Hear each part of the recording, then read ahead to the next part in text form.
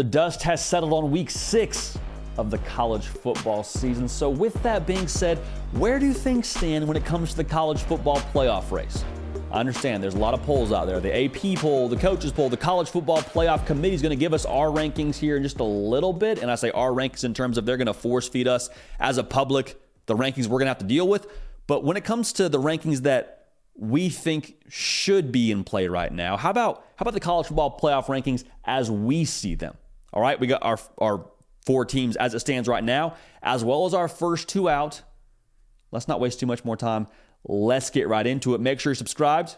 College football, only college football, every single day of the year. We appreciate y'all being dialed in.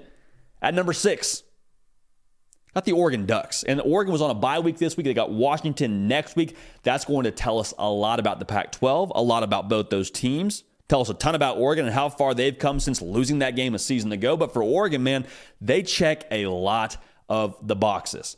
Like, I think they're absolutely the most complete team on the West Coast. I think they're one of the most complete teams in the country. Well coached with Dan Lanning. Line of scrimmage on both sides of things. They're top 20 in terms of yards per carry allowed and yards per carry offensively. They got a quarterback that can put pressure on you, both running the football and throwing the football. They're potent offensively. They can win multiple ways. If you want to play rock fight, we're going to limit your possessions. I think I like Oregon in that style of game. If you want to play, hey, first to 40, name your score, I like Oregon in that game as well.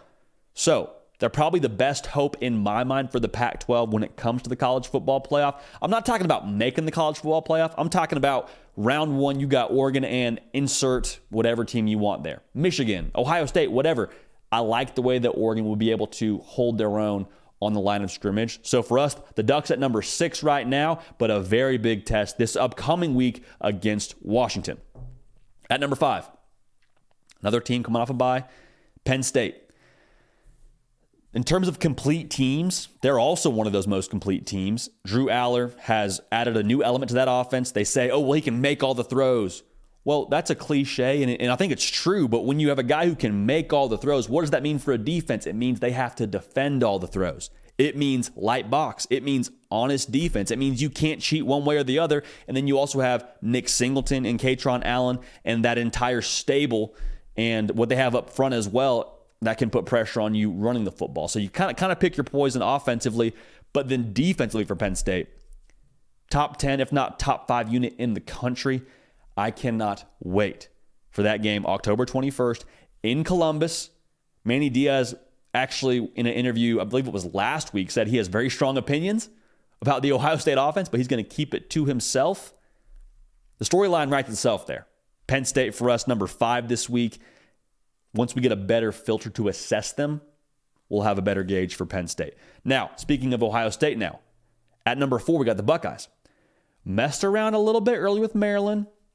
Probably gives you a little bit of a, I don't like that kind of feeling if you're a Buckeye fan, but even so, ended up pulling away and looked great doing it. Marvin Harrison Jr. had a great game, and he's kind of surging more or less, I would say, at this point in this season. It really does come back to Kyle McCord for me. I think the defense is built to do some really good things. The skill players, you know what it is when it comes to Ohio State, as potent as they are. I really do just want to see more from Kyle McCord. Not I want to see more in the sense that I don't trust him. It's just more of a, hey, I want to get more data on him because the rest of the roster is built to go win the Big Ten. It's built to go play for a national title. That's the kind of roster they have. And we've seen that from what they had last year. Can Kyle McCord be the guy to drive this Ferrari to score right around 40 points a game? I think that's the key number they're going to have to be at when it comes to November. Even so, though, Ohio State for us, dangerous. If they keep trending the right way, I don't think you're going to want to play them when it comes to November. But that game, October 21st, again, against Penn State, will tell us a lot about our number 5 team and our number 4 team when it comes to our college football playoff rankings. Now at number 3, we got Florida State. And if you wanted to put Florida State at 2, I wouldn't argue with you, honestly. I think Florida State just continues to keep checking boxes. Beat Virginia Tech after coming off a bye. Arguably have the best 2 wins in the country with beating LSU. And that win against LSU actually continues to age pretty well. That win against Clemson.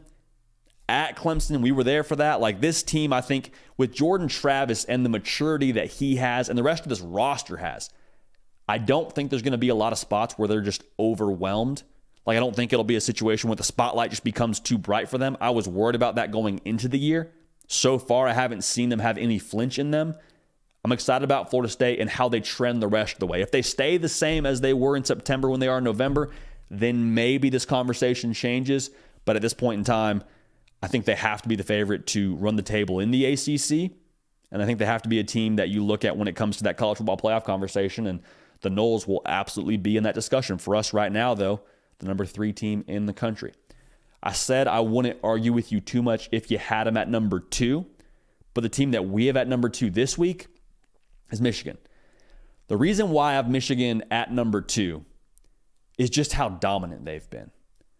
Like, have they played the best competition in the country? No, but they've looked dominant in every sense with how they've handled their business.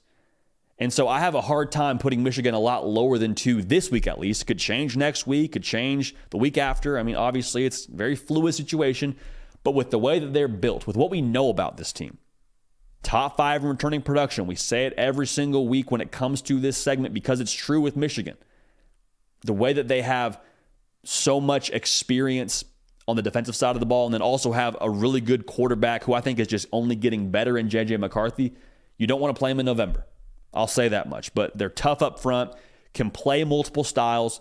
I think that vertical pass game becoming more available later in the year is going to be a differentiating factor for them. But Michigan, their dominance, for me at least, has them at number 2 as it stands right now. At number 1, Georgia Bulldogs, man. A lot of talk around, well, Georgia's starting slow. Georgia hasn't been as dominant. Georgia this, Georgia that. Georgia in 2023 isn't Georgia from 2022. Yeah, absolutely right. But Georgia in 2023 just throttled unbeaten and ranked Kentucky last night in Athens. We talk about trends a lot on this show because I think what you are in September and what you become in November should be very different things. Georgia right now starting to just slowly just trend upward and climb the ladder and get better every week. Carson Beck embodies that to a T in my mind. The way that he's progressed and the way that he looked last night against Kentucky, he was dialed in. Knew where to go with the football, cut it loose downfield. They've got an Avenger playing tight end for them in Brock Bowers. The defense looked really physical last night against a physical operation in Kentucky. Like, I think they're starting to take shape. And that's dangerous for the rest of college football. So for this week, we got Georgia at 1. They're going to get a better test here when it comes to November.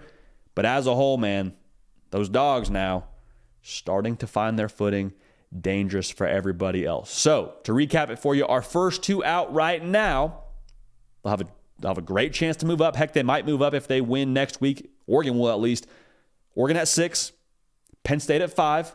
Big game against Ohio State, October 21st. Ohio State at 4. Florida State at 3. I wouldn't fight you if you had them at 2, but at 2, we have Michigan. At number 1, we have the Georgia Bulldogs. The beautiful part about all this, if for whatever reason you do disagree with these rankings, they're going to get to play the games. And we'll get to figure out who the best team and who the best teams are, really, when it comes to this college football playoff conversation. But hey, make sure you're subscribed. College football, only college football every single day. If you're new here, welcome. Like I said, it's ball and only ball. Love to have you all subscribed and a part of the program. Follow me on Twitter and on Instagram at Judy Pickell. We appreciate y'all, man. We love y'all. We're going to keep this party rolling. We will see y'all next time. Hey, y'all. Thanks so much for watching. Subscribe to the channel here to make sure you don't miss an episode of The Hard Count. Also, be sure to check out other videos on the On3 YouTube channel.